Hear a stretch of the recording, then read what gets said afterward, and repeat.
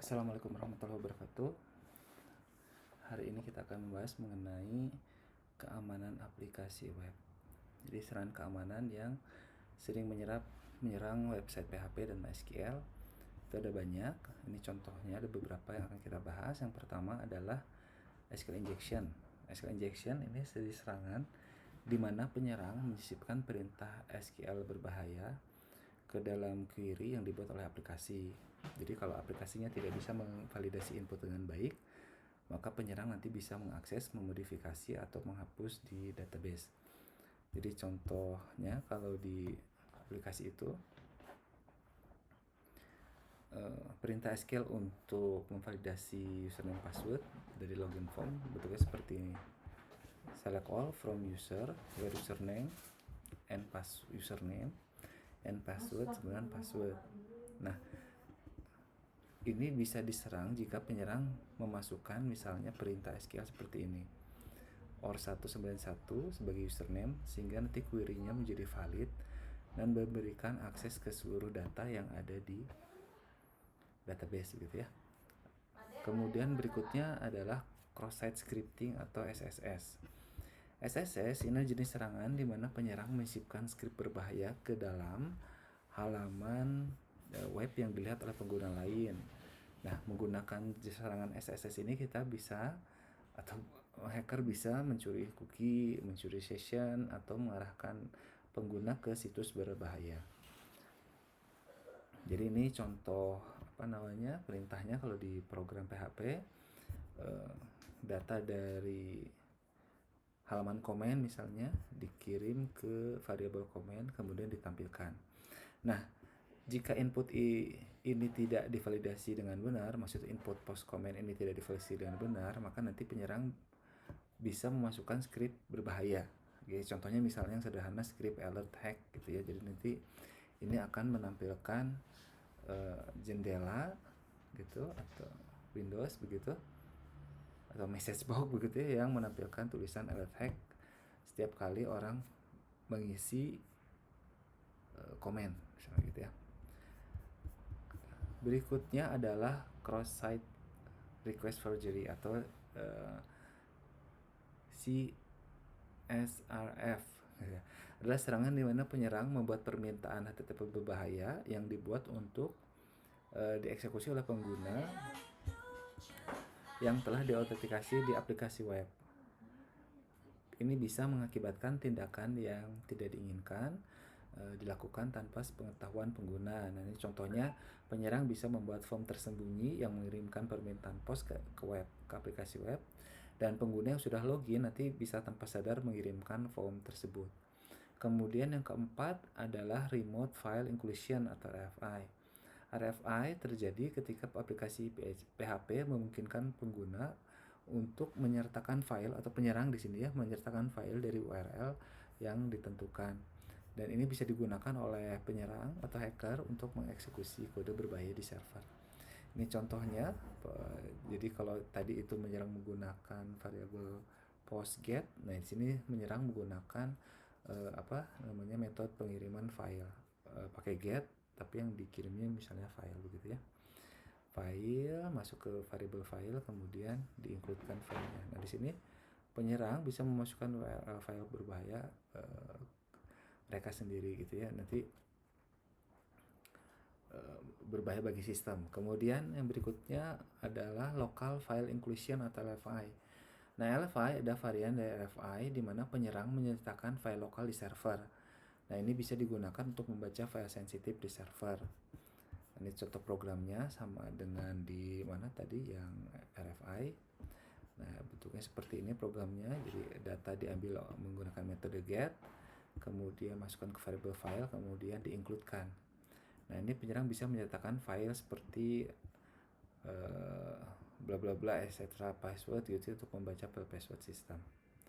Berikutnya adalah brute force attack. Nah, brute force attack adalah metode mencoba semua kombinasi username dan password sampai menemukan yang benar. Ini sering terjadi jika tidak ada batasan pada jumlah percobaan login. Ya, misalnya mahasiswa nemu PIN, kemudian PIN-nya masukin ke ATM.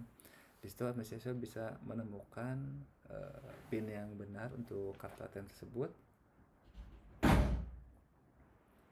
kalau mahasiswa mencoba semua kemungkinan dari 00000 sampai 999999. Memang kalau di ATM yang modern sekarang dibatasi dengan manajemen sistem, yaitu kalau lebih dari 3 kali memasukkan data yang PIN yang salah, maka misalnya kartu ATM-nya tertelan begitu ya. Berikutnya adalah denial of service attack atau DOS.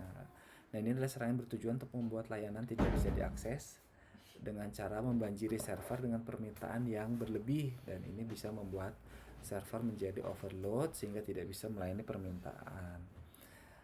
Nah, untuk pencegahannya, untuk mencegah serangan-serangan ini beberapa langkah yang bisa diambil. Yang pertama adalah validasi dan sanitasi input.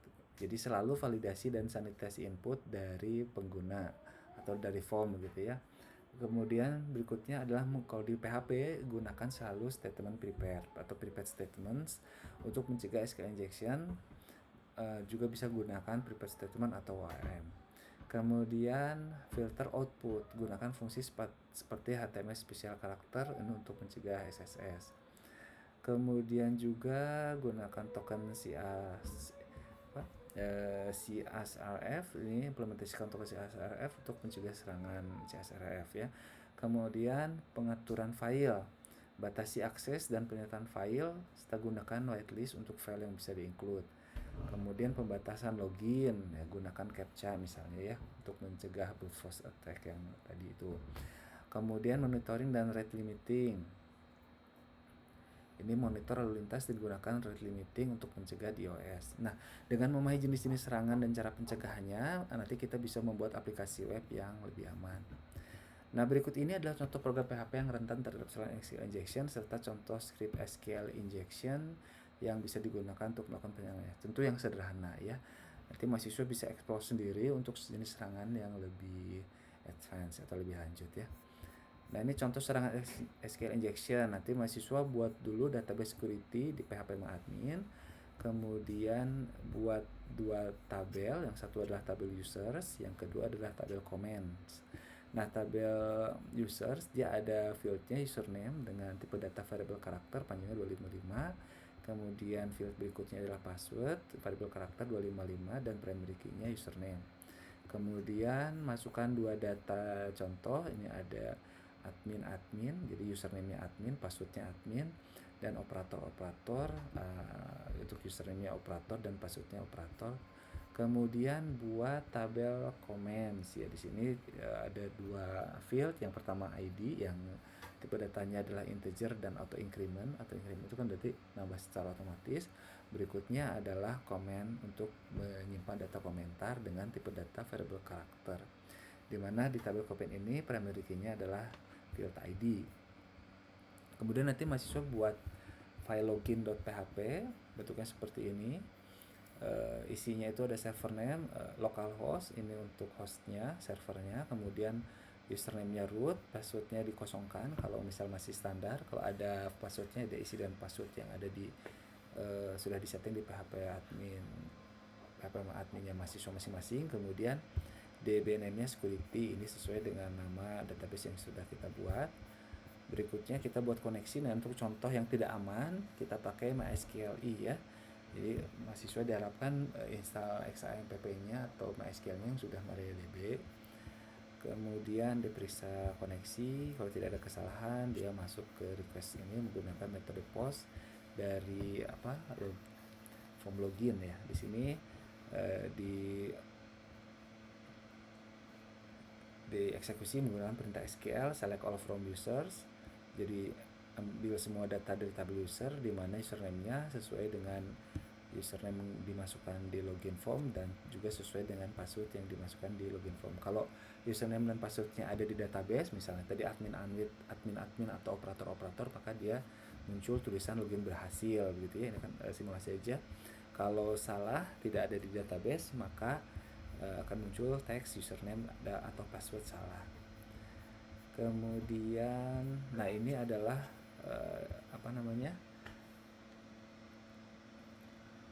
program untuk menampilkan login formnya. Ya, di sini ada tulisan username, kemudian masukkan username, masukkan password, kemudian ada tombol login. Nanti untuk penyerangannya gunakan text SQL injection yang paling sederhana ini. Jadi kalau kita masukkan ini, otomatis dia akan masuk ya, otomatis tanpa perlu kita mengetahui username dan password yang ada di sistem. Kenapa? Karena nanti dia perintahnya jadi seperti ini, select all from user, where username or 191 and password or 1 sama dengan 1.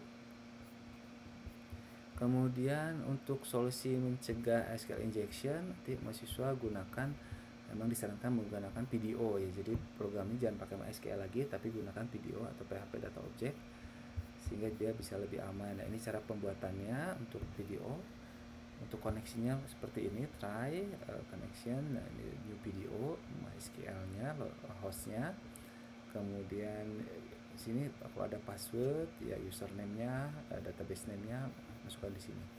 Ini dimasukkan ke variabel yang di atasnya ini. Kemudian digunakan prepared statement. Prepared statement itu yang seperti ini. Jadi di con jangan langsung di query, tapi prepare dulu, masukkan perintah untuk SQL-nya untuk pengecekan username dan passwordnya. Kemudian gunakan bind param atau parameter yang disediakan oleh PDO ya. Nah, seperti ini cara penulisannya, bind param, username, user, password, dan dari password ini kemudian baru di-execute. Nah, kalau misalnya username passwordnya ada di database, berarti dia muncul teks login berhasil. Kalau tidak, muncul teks username atau password salah. Dan ini tidak bisa di-hack menggunakan SQL injection yang perintah yang tadi kita bisa masukkan ke login program yang pertama ya. Berikutnya, ini contohnya. Jadi mahasiswa nanti aktifkan dulu di SAMPP-nya MySQL database, ProFTPD, Apache Web Server. ProFTPD tidak perlu, tapi nggak apa-apa karena lebih enak start all begitu ya. Kemudian setelah itu, nah ini programnya, ini contoh program yang tidak aman ya, masukkan di misalnya di mana Tedok, mana keamanan, nah seperti ini ya di sini. Kemudian di PHP admin pastikan bahwa database security-nya sudah ada dengan 2 tabel comments dan tabel user ya. Nah, untuk login yang tidak aman, ini contohnya.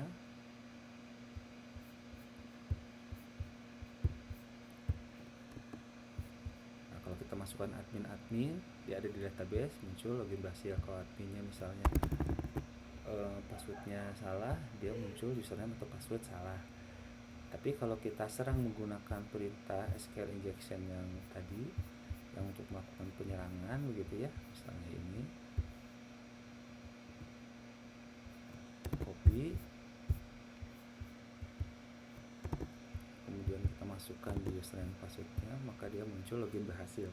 Artinya si penyerang tidak perlu mengetahui username dan password, tapi dia bisa masuk ke dalam sistem ya. Nah, untuk yang amannya, untuk video pakai video yang tadi, yang pakai prepared statement bentuknya seperti ini. Ini kalau kita coba serang menggunakan perintah yang SQL injection tadi, dia tetap muncul username atau password salah. Dia akan berhasil kalau username passwordnya ada di database gitu ya. Ini untuk SQL injection. Nah, berikutnya yang penyerangan SSS atau cross-site scripting. Nah, ini contoh serangan cross-site scripting. Buat dulu comment.php, betul seperti ini. Dia menampilkan mengisi data komen begitu. Mengisi data komen. Kemudian kita simulasikan serangannya. Serangannya misalnya menggunakan perintah SSS sederhana seperti ini ya. Dia akan menampilkan message box ya, atau alert ya, SSS attack bisa. pastikan bahwa di sini sudah ada di database security sudah ada tabel komen, begitu isinya ID dan komen. Kemudian ada contohnya, kita hapus dulu.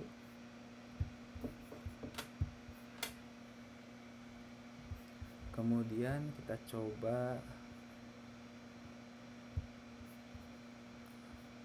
komen, belum ada komentar. Kalau kita masukkan komentar misalnya tes gitu, muncul tes ya. Tapi kalau kita masukkan script CSS attack yang tadi kita kirim, maka dia muncul apa namanya alert box gitu yang isinya adalah CSS attack. Oke. Dan kalau kita isi lagi, misalnya kita mau ngisi tes lagi, tes yang kedua, nah dia muncul lagi ini. Tes yang ketiga, dia muncul lagi gitu ya, dan seterusnya. Nah, untuk pengamanannya, cara pengamanannya kita buat menggunakan video juga ya. Dengan video pakai pipette statement juga, bisa juga kalau pakai MySQL itu pakai HTML apa tadi mana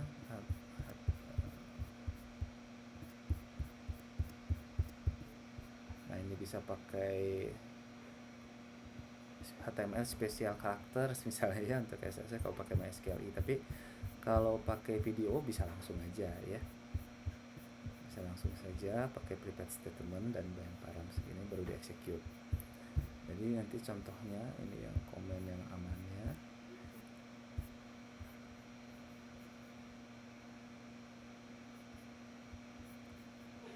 Yang komen aman misalnya dia muncul script alert attack-nya apa namanya tidak mengeluarkan alert box gitu ya. Kalau kita isi lagi, nah dia aman-aman saja ya. Bahkan kalau diisi dengan apa perintah yang tadi, perintah attack juga ya, tetap aja dia masuk dengan seperti biasa. Ini berbeda dengan di kalau kita menggunakan HTML special characters, nanti dia akan membuat apa namanya tag-tag atau karakter yang dianggap mencurigakan ini jadi misalnya ASCII code gitu ya. Nah, kalau di sini enggak kalau pakai video. Jadi ini adalah cara untuk mengamankan sistem dari serangan cross-site scripting. Nah, untuk jenis serangan yang lain seperti RFI, LFI, CSRF, kemudian apa itu namanya brute force attack begitu ya, atau apa lagi itu di iOS ya, ada apa di iOS itu apa denial of service attack gitu ya, itu mahasiswa bisa buat simulasinya sendiri ya. Oke, jangan lupa untuk mengerjakan semua tugasnya yang ada di Kulon, di kuliah online. Materinya ini akan Bapak share di Kulon juga. Materi kita hari ini sampai di sini. Insya Allah kita ketemu lagi minggu depan. Mohon maaf pada salam. Assalamualaikum warahmatullahi wabarakatuh. Selamat